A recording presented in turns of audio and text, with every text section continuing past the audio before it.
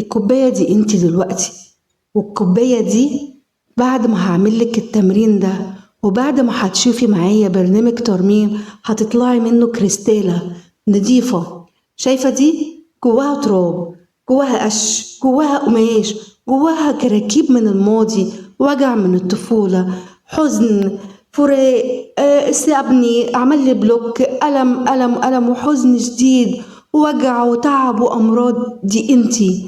هينفع يدخل عليكي شهر رمضان وانتي كده وعايزة تصبي فيها العسل بتاع رمضان، تصبي فيها حلاوة الإيمان؟ ازاي وانتي كده؟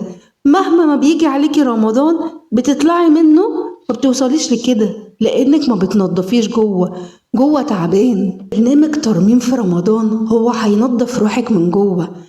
كم رمضان عدى عليكي وانتي بتخرجي منه وبتقولي انا بختم وبصلي وبطلع منه برضو موجوع، لان انتي زي ما انتي ما نضفتيش اللي جوه، انتي بتحاولي تكبي عليه بس جوه. بصي جوه مقرف، معلش هو مقرف فعلا. انا عايزاكي تنضفي اللي جوه وتبقي الكريستالة. يعني ينفع مثلا لو انتي داخل عليكي عيد او رمضان وعندك اوضة مليانة كراكيب وفيها حاجات قديمة، ينفع تجيبي عليها فرش جديد وتفرشيه فيها؟ ولا لازم تنضفيها الأول؟ ده اللي هيعمله معاكي برنامج ترميم روح. أنا مش هرمم أي حاجة فيكي غير روحك.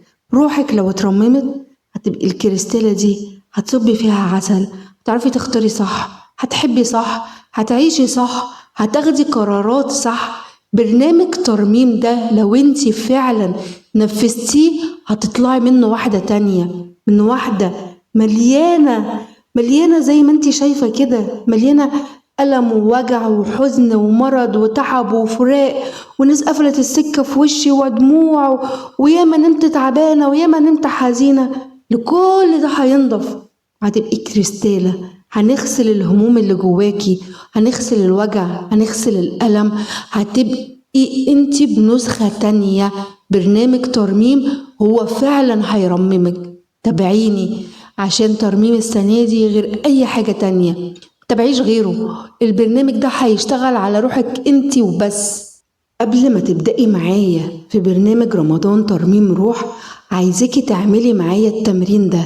ده تمرين عميق للتنظيف، تمرين مراية الروح. يعني كأني روحك قدامك في مراية وانتي بتنظفيها.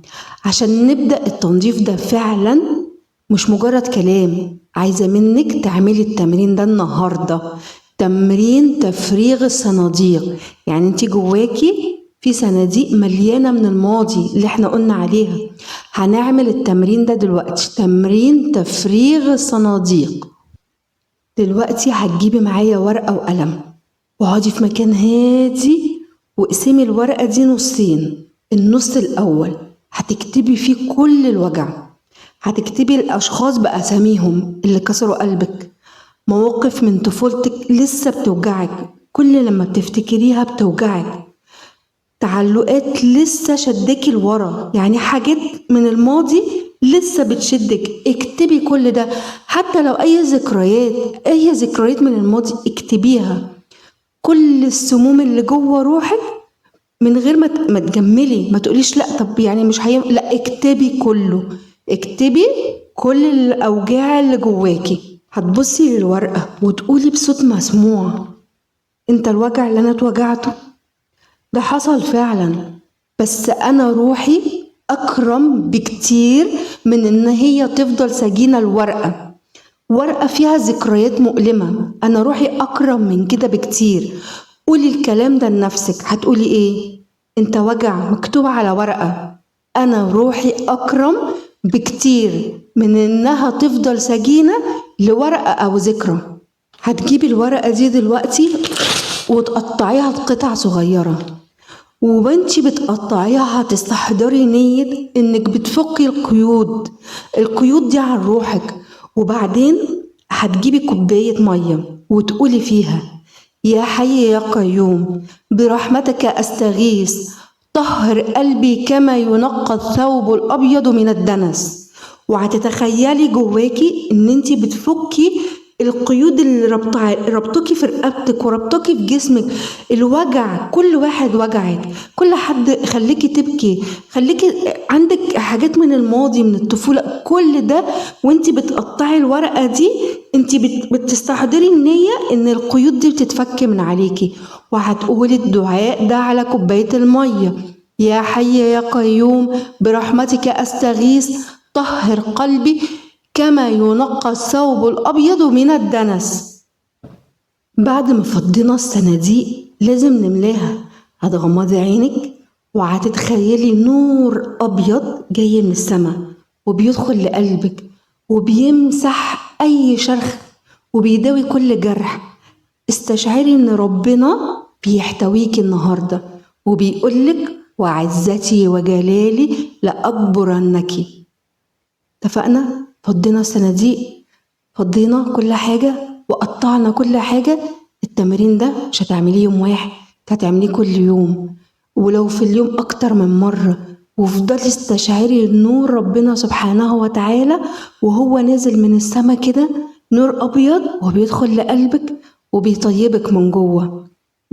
واسمعي كلام ربنا وهو بيحتويكي، ربنا هيحتويكي ويطبطب عليكي: وعزتي وجلالي لأجبرنك. ده اللي يقول: يا جبار اجبر بخاطري يا الله.